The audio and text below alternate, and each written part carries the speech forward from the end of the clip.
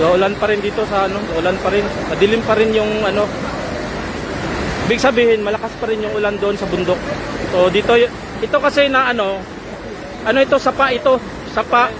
So, pag bulwak ng malaking tubig, maghanap yan ng dadaanan. So, dito talaga yung ano nila, yan ang grabe.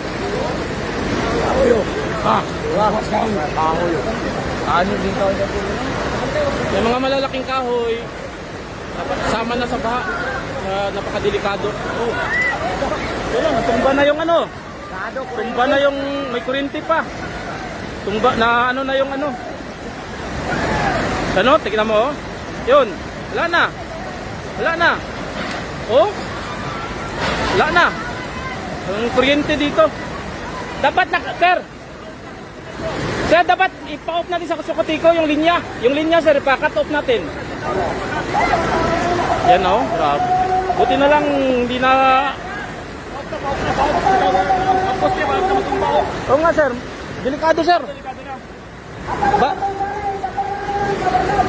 Balik muna kami sa ano, sa office. Sir, balik muna tayo sa office sir, balik lang tayo. Dito standby tayo, magbalik pa tayo sa office.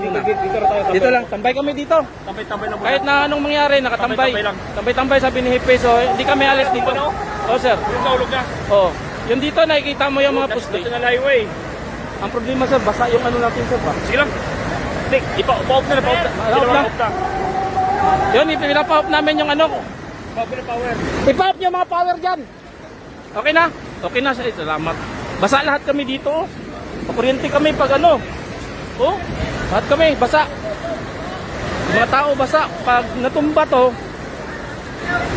i-off yung mga ano dyan, brother. Kuryente. I-off.